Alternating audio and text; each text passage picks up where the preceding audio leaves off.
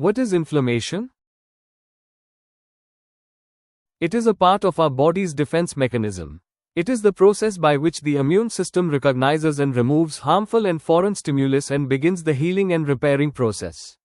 The foreign stimulus can be any chemical, infection-causing viruses, bacteria, or toxins which are made by our body or from food or environment. Inflammation has been labeled as the fire within, which is usually highly regulated, and it is important to our body's defense and tissue repair. We're familiar with the acute type.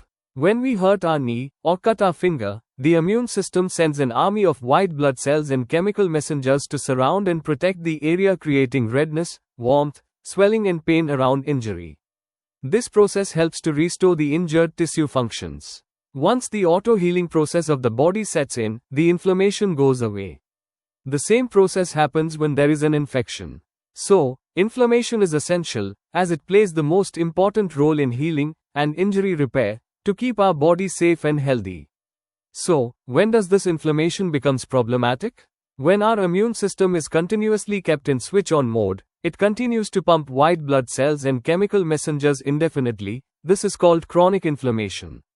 It's like if the body is under constant attack, and the immune system keeps on fighting indefinitely. When this happens, white blood cells may end up attacking nearby healthy tissues and organs, causing healthy tissue destruction or tissue remodeling. Tissue remodeling may lead to fibrosis or loss of function of cells, that may eventually cause irreversible tissue dysfunction and loss of organ function. Chronic inflammation is a cardinal sign of ongoing degenerative disorder in your body, and it is alarming. Chronic inflammation is associated with allergies, diabetes, cancer, arthritis, heart disease like atherosclerosis, causing blockage in blood vessels, myocardial infarction, or heart attack, bowel diseases like Crohn's disease and ulcerative colitis, kidney diseases like glomerulonephritis, end-stage renal disease, or chronic kidney disease, CKD.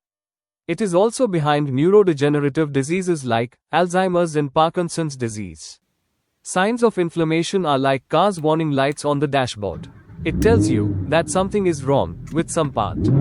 Rather than switching those lights off, you actually try to find what caused the light to turn on. Similarly, in our body, inflammation is a warning sign that something is going wrong. Inflammation accompanies a number of chronic diseases. And, for many health conditions, controlling that inflammation is an important part of treatment. It is also true that unchecked inflammation contributes to long-term health problems. Chronic inflammation is trickier to deal with because chronic inflammation is often invisible. It does not show physical signs the way acute inflammation does. Inflammation in obesity, diabetes, or cardiovascular disease causes no specific symptoms. Degenerative disorders like diabetes, atherosclerosis, Parkinson's syndrome, Alzheimer's disease, osteoarthritis and rheumatoid arthritis share a common pathological feature of inflammation. Obesity, aging and metabolic syndrome is also characterized by a low-grade, chronic inflammation. Inflammation also precedes most cancers and is considered a hallmark of the neoplastic process. Obesity is considered as a bad prognostic feature in people with inflammatory conditions. There is a kind of shared pathology between cancers and metabolic syndrome, and this common pathway is chronic inflammation. What are the tests to check inflammation? Systemic markers of inflammation include CRP or C-reactive protein, high-sensitivity C-reactive protein, hsCRP, interleukin-6, Illinois-6, and TNF-alpha, ferritin, and others for risk assessment. It is important to understand that these tests cannot show what's causing the inflammation or which part of your body is inflamed. It is important to note that inflammatory marker tests are all non-specific tests. They do not identify what is causing the inflammation. The cause might be as simple as a mild infection or as serious as cancer. Certain conditions might get irreversible if gripped by chronic inflammation, for example, pancreatitis in the pancreas, hepatitis in the liver, or pericarditis, which is the inflammation of the heart muscles. These are just a few examples, though there are many more ways that inflammation can present itself in the body. It is best to keep a lookout for signs of high inflammation, such as general weakness, fatigue, recurring fever, aches and pain in joints, unexplained muscle soreness, persistent chest or abdominal pain, skin rashes, digestive problems, or mood disorders. So, how can you prevent or reduce inflammation you cannot necessarily see or feel?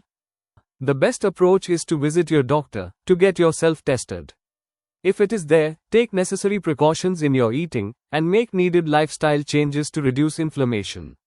Apart from it, certain herbs can be taken for better outcomes. But every individual is different in terms of his genetics, Ayurveda body type, lifestyle, eating habits, and nutritional requirements. Therefore, what worked on someone may not have the same effect on you. Never go by what others or the internet recommend. Your self-medication and overload of herbs, supplements, and whatnots can cause more damage to your body. What is Ayurveda's approach to inflammation?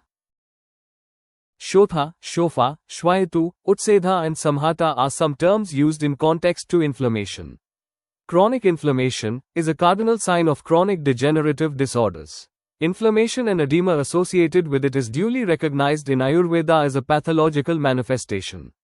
While modern science considers inflammation as a symptom or a healing response of the body, Ayurveda sees the inflammation as a symptom of a disease, as an independent disease, and as a complication of disease. In Ayurveda, an important endotoxin, or a metabolic waste called ama, is an important factor in development of many diseases. Ama typically builds up in individuals whose digestion is either weak, because of various reasons, or in those individuals who are overloaded with the wrong foods. This ama leads to disturbances in microchannel circulation at cellular level, called srotodushti, or clogging of microchannels. Blockage of srotas, or microchannels, that nourish tissues, is the root cause of metabolic and degenerative disease. These obstruction is responsible for loss of homeostasis, inflammation, and tissue damage. Excessive ama may circulate and interact with other metabolic waste to produce a reactive and toxic form, which has antigenic and pro-inflammatory properties. This form of ama potentially disrupt the immune system and increase severity of the disease.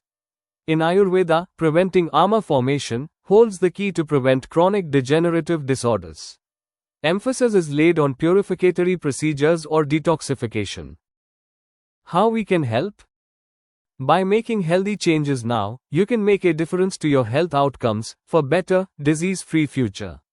To maintain health and fight diseases, the body needs the right nutrients at the right time and in the right ratio. We help you to identify what changes or support you need for your overall wellness.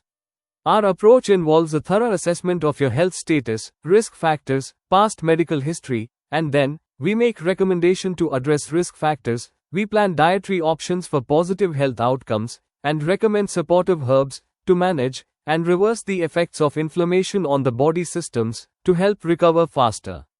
There are no quick fix solutions to problems, especially if it is related to health, so we believe in empowering you by guiding right foods, herbs, suggesting positive lifestyle modifications so that you develop a positive change and make right choices to get healthier by natural ways.